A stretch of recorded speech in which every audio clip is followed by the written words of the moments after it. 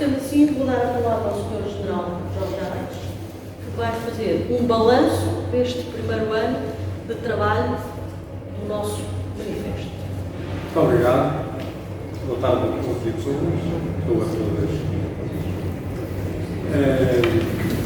O início da nossa atividade situa-se em fevereiro de 2023, cerca de 2 meses antes da apresentação pública do manifesto na Casa do Alentejo, a 2 de abril desse ano. Nessa data, o número de subscritores situar-se-ia em um pouco mais de uma centena de cidadãos. Hoje somos 393 e desses mantemos contacto regular por correio eletrónico com 270. Somos cidadãos que decidiram juntar esforços e se envolvem numa diversidade de atividades concorrentes para cumprir e fazer cumprir a Constituição, espalhados pelo país, Viana do Castelo à Madeira e aos Açores, numa grande diversidade de pensamento, de idade, socioprofissional, todos animados pelo lema de cumprir e fazer cumprir a Constituição. Estamos a rasgar futuro, tendo abril como bússola de orientação estratégica e focados em divulgar o conteúdo fundamental da Constituição, valorizar os princípios e valores nela consagrados e mobilizar vontades para a exigência do seu cumprimento através de um conjunto diversificado de iniciativas que envolvam o conjunto mais alargado possível de cidadãos. A nossa atividade insere-se na celebração dos 50 anos da Revolução de Abril, que oficialmente se estenderá até 31 de dezembro de 2026, e a sua articulação está ancorada no núcleo dinamizador, sediado em Lisboa, com pontos de coordenação regionais em várias zonas do país. Com um ano de atividade, assistimos ao sussurrar do processo de revisão constitucional que augurava a subversão de Abril e a eleições para a Assembleia da República, cujos resultados aumentaram os perigos que pairam sobre o regime democrático. São circunstâncias que justificam o reforço da ação em defesa do regime democrático.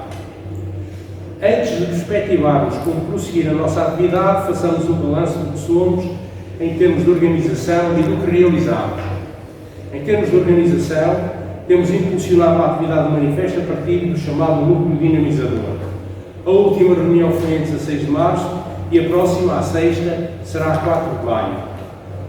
O núcleo dinamizador está empenhado em divulgar o conteúdo fundamental da Constituição, valorizar os princípios e valores nela consagrados e mobilizar vontades para a exigência do seu cumprimento através de um conjunto diversificado de iniciativas que envolvam o conjunto mais alargado possível de cidadãos. Foi constituído a 1 de julho de 2023, conta com um ponto de coordenação ativo no Porto e estão em curso esforços para instituir outros pontos de coordenação regionais ou distritais. Na sua terceira reunião de 11 de novembro de 2023, decidiu instituir um núcleo focado na problemática da comunicação do manifesto com a sociedade. As reuniões do núcleo dinamizador contam com uma presença regular de 1 dúzia de cidadãos e desses meia dúzia integram o núcleo de comunicação e aí dão prioridade à sua atividade no manifesto. Em termos de balanço, a organização tem tudo de informal e a participação presencial nas reuniões é irregular. Atividades desenvolvidas de natureza presencial, catalogamos-las em 2 tipos. O tipo que hoje estamos aqui a praticar, que é o que chamamos de uma sessão de debate, por regra, num período do dia, participam um moderador e 1 a 2 palestrantes, e entre 20 de junho de 2023 e 1 de fevereiro de 2024, realizamos 6 sessões de debate, cobrindo as temáticas de defesa do regime democrático, Serviço Nacional de Saúde, condição militar, foi aliás a primeira e foi feita aqui na Faculdade de Direito, direitos dos trabalhadores e direitos dos profissionais das forças e serviços de segurança. A média de presenças foi de 30 pessoas. À sessão de hoje, suceder-se-ão o debate sobre Constituição e a comunicação social, a realizar na Casa de Imprensa a 3 de maio e a 18 de maio em Coimbra, abordaremos a problemática do alojamento, higiene e segurança do trabalho para o desenvolvimento da atividade dos militares. no quadro da Constituição que temos. Uma outra atividade também muito significativa tem sido a realização de diretos, entrevistas em estúdio virtual, conduzidas pelo Francisco Alcina ou pelo Hugo Dionísio, eventualmente os dois, todas as quartas-feiras, pelas 22 horas, um ou dois entrevistadores e um ou dois entrevistados. Entre 22 de novembro e 13 de março foram realizados 16 diretos sobre diversos tópicos das 18 temáticas que constituem o âmbito de intervenção em que o manifesto desdobra as suas atividades. São conteúdos em permanência disponíveis no nosso canal do YouTube. Outras atividades promocionadas com a nossa página na internet, que já vai na segunda versão, a Caixa de Correio, que mantém uma certa atividade regular, o canal do YouTube, o Facebook, também já numa segunda versão, o Instagram. Estamos a trabalhar para ter os conteúdos disponíveis no Spotify e estão em desenvolvimento trabalhos para explorarmos o TikTok. Qual é o balanço que fazemos? É que, face aos recursos disponíveis, com destaque para o domínio da organização, as atividades desenvolvidas só podem ser consideradas um grande feito e, em termos de alcance dessas atividades, por pequeno que seja o número de cidadãos que participaram, só as podemos considerar como bem-sucedidas, atento ao afastamento generalizado da atividade política que tem predominado no universo dos nossos concidadãos. O futuro. Em retrospectiva, desde o processo de revisão constitucional de 82, que a Constituição de Abril vem sendo progressivamente adulterada, fazendo nela refletir as exigências da nossa entrega da soberania à Europa, das grandes multinacionais e do neoliberalismo mais exacerbado. Denunciar o incumprimento da Constituição é uma atividade que, a partir de 10 de março passado, nos exige vigor acrescido. Sabemos que o país estaria muito melhor se a Constituição fosse cumprida em todas as suas dimensões e não exclusivamente na dimensão do formalismo de auscultação, de tempos a tempos, da vontade dos portugueses. Importa, por isso, olhar a realidade e estabelecer o contraste entre a vida que levamos e como a vida seria se a Constituição fosse cumprida. Hoje, os nossos jovens correm e esgravatam para sobreviver, ao mesmo tempo que são confrontados com os escandalosos lucros e proveitos dos gestores e das grandes empresas e bancos que, com a conivência e proatividade dos governos dos últimos 40 anos, PS, PSD, CDS-PP, trouxeram a Troika e levaram o país à situação em que nos encontramos. Fomos incapazes de aqui fixar a geração mais qualificada e esta emigrou para se fixar por esse mundo fora a custo zero. Temos, custo zero para quem recebeu, temos um exército de jovens precários a entrar no mercado de trabalho com ordenado mínimo ou pouco mais que isso, impossibilitados de constituir família e a viver em casa dos pais e avós. Predominam famílias diminutas que se esgadeiam a trabalhar em vários empregos e diariamente ficam fora de casa 15 a 16 horas para fazerem face às despesas do mês por causa de rendas de casa incomportáveis e transportes públicos deficientes. Se o inverno demográfico e acrescento o despovoamento do nosso interior, se o despovoamento do nosso interior e o inverno demográfico que se avizinha está imparável, o sistema recorre de forma crescente à imigração e o Estado é ineficaz em assegurar a essa população trabalhadora condições de dignidade e respeito, deixando-a abandonada a redes de trabalho clandestino por aí proliferam. As pessoas desacreditam a política e o sistema instalado e viram-se para os pregadores de falsas promessas, nem que seja simplesmente para exprimir o seu protesto. Portugal vive hoje num embuste da democracia sonhada pela Revolução de Abril. Vale citar o que em 1976 foi inscrito na nossa Constituição e ali permanece no seu preâmbulo.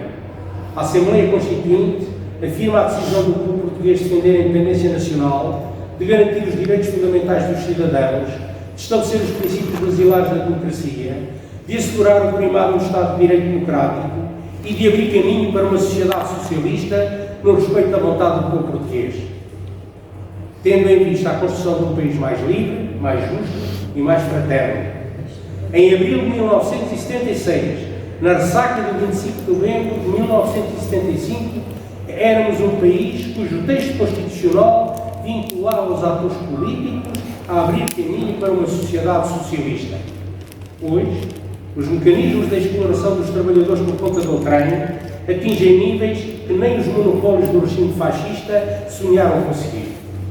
Como o saudoso Zeca cantou, eles comem tudo e não deixam nada, sendo eles os vampiros, que estão de regresso e por aí invadem todas as esferas dos direitos sociais, exemplos, a saúde, a habitação, a educação, transformando necessidades em oportunidades de negócio, com os sucessivos governos a querer convencer-nos de que é para melhor proteger os nossos direitos. Sinalizemos com som que a nossa Constituição estabelece no seu artigo 80 como princípios fundamentais em termos de organização económica a subordinação do poder económico ao poder político, onde é pública a propriedade de recursos naturais e de meios de produção. A propriedade se subordina ao interesse coletivo, no quadro de uma economia mista, onde coexistirão o setor público, o setor privado e o setor cooperativo e social, sendo que os setores cooperativo e social devem ser protegidos e o planeamento do desenvolvimento económico e social deve ser feito com a participação dos trabalhadores e de outros setores da sociedade através das suas organizações representativas. Passados 50 anos do 25 de Abril, torna-se mais evidente o escândalo da subordinação do poder político ao poder da economia capitalista, da banca, das grandes cadeias de distribuição, dos setores da energia e das telecomunicações, e desse aparelho de manipulação em que se converteu a comunicação social com destaque para a televisão. A regulação serviu para meter a raposa no galinheiro.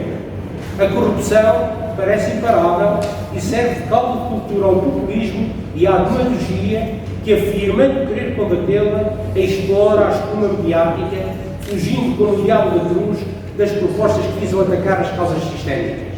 Dois exemplos, bem ilustrativos, são a pretensão da legalização do tráfico de influências com o argumento de registar a pegada legislativa e a manutenção da atividade económica do CTT no setor privado.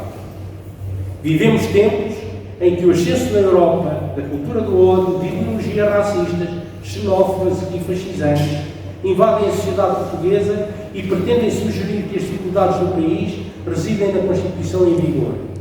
São tempos em que as questões da guerra e da paz assumem uma crescente centralidade. E não podemos permitir que continue o reiterado desrespeito do artigo 7º da nossa Constituição.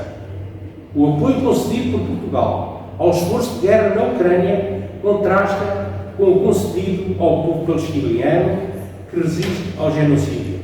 Apoiar a guerra na Ucrânia não contribui para a solução pacífica dos conflitos internacionais, para a não ingerência nos assuntos internos de outros Estados e não contribui para a abolição do imperialismo, do colonialismo e de quaisquer outras formas de agressão, domínio e exploração nas relações entre os povos.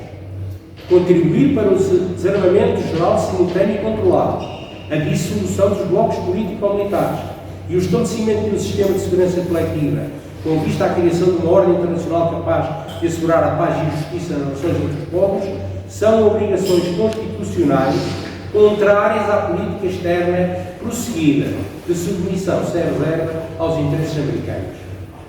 As forças que nunca aceitaram Abril, mas que com ele foram forçadas a conviver enquanto não o conseguiram desvirtuar, não se dão por satisfeitas e a Constituição é uma trincheira que abriga uma ampla convergência democrática que seguramente tem o apoio da esmagadora maioria do nosso povo, assim ele possa exprimir-se em eleições verdadeiramente democráticas.